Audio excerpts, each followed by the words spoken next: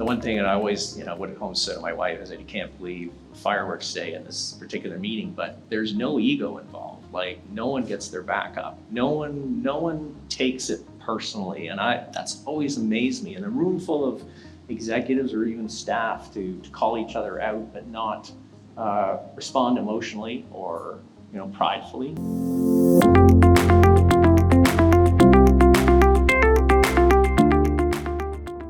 When it comes to crisis moments or adversity, just, Ronnen and I, I'm really grateful because we match each other perfectly with respect to, be transparent and dive right in, and we both face the cannons, right? So the minute, like during the Aqueducts recall, during the Bakugan time when we had to do some restructuring, both Ronnen and I, anytime there's a challenge in the organization, we look straight down the cannon together, and we're really fortunate because we have an identical work ethic, identical sense of urgency, identical values, right? We both think perfectly long-term.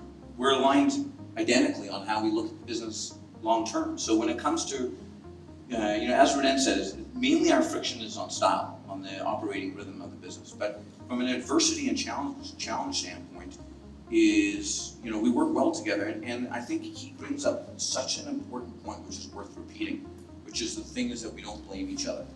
Like, I remember when I was in Hong Kong, 20-something years ago, I was in Hong Kong, and the company was like $10 million in sales. We were doing grow things. So you put it in water, and then it grew like 15 times its size. You put the dinosaur. The dinosaur was this size. You added water, and it became this size. So it was natural for us to try to get the license for Grow Things Godzilla. But a company named Trendmasters, they had the master license for the world for Godzilla, and we could only do a Grow Things Godzilla if the owners of Trendmasters, which was a $200 million company, if they were to give us permission. So I basically walk up to the guys, because one of my superpowers is my lack of inhibition. So I basically call the owners of the company. I'm like, here, I'm Anton, who are you, whatever. I'm like, okay, so let's meet. So I show up in their offices. If you want to know Anton's name, he had a nickname in Hong Kong. Okay, it was the lobby lizard. Okay, it was the lobby lizard because we didn't have a lot of accounts, so we would hang out in the lobby waiting for the buyers to come. Anton had it perfectly timed. But so what happened was we're having business conversations. I'm explaining to them, what we could do with Grow Things Godzilla, the kind of sales we could do, the royalty they would make, going through all the different aspects of the business side of it. And we're getting close to a deal. And I say, guys, I said to Leo and Russ, the founders of Trendmasters, I said, let's meet at the Shangri-La lobby and have a drink and finish this up. So we're sitting there, on Modi Road in Hong Kong, in the lobby, and I look at one of them, I won't say which one, and I question his integrity right to his face. That was obviously a mistake. He got up. I was like, this was like 21, 22 years old, and this was be our first license ever for a company. I think we had like Grow Things Small Soldiers, the DreamWorks movie. And he just walked up and he walked out.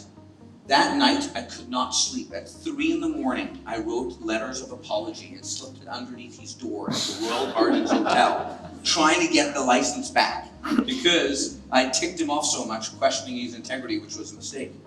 I call Ronnen. Ronnen's in Toronto. I'm like, Ronnen, I think I just screwed up. I questioned the guy's integrity right to his face.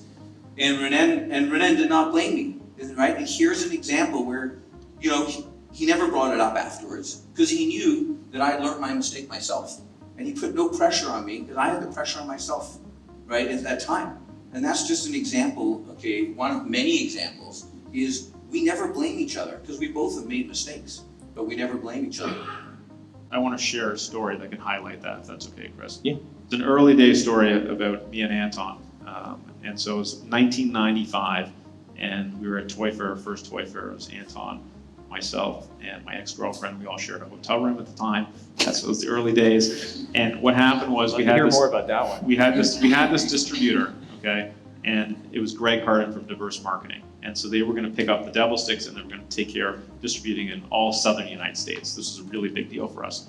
And so he tells us, come to our suite at 10:30, and we're going to conclude the deal. So we go there and we're talking and everything's going great and everything's fantastic.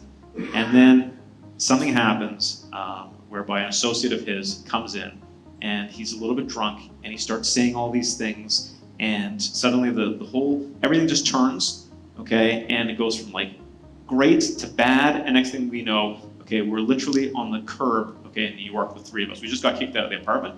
And I'm like, Anton, we're never doing business with diverse marketing again. I can't believe that. These guys are, forget it. Okay, we're gonna find a different distributor. Later the next afternoon, I see Anton with Greg. He's so excited. He's like, Ronnen, we just did the deal. Everything's fine. This is fantastic. And they've been our distributor for 25 years. So, and that was like that was a moment where I learned something about Anton. That was like a poignant moment where I was like, this person, okay, has high resilience, and they wear a rain jacket, okay, because actually nothing sticks on Anton, nothing. It's true. It just goes off him. So it was just as a moment in time, but that's the ego, not letting it get in the way of doing good business. Yeah. So, great start. So, Daniel and Andy, I mean, one of the things that, partnerships, it always strikes me that you can have strength there. I mean, there's an example of one person, you're not compensating for the other one, but